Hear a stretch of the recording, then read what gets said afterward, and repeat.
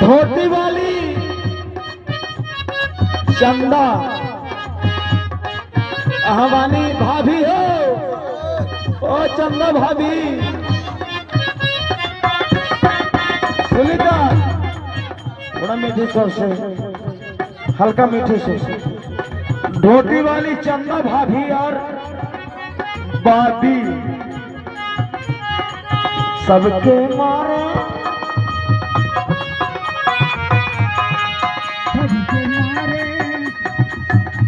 अगर पगले सबके मारे अंधेरे अंधेरे और धोती वाली भाभी के मारे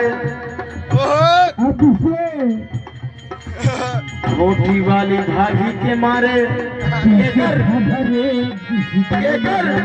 सुनिए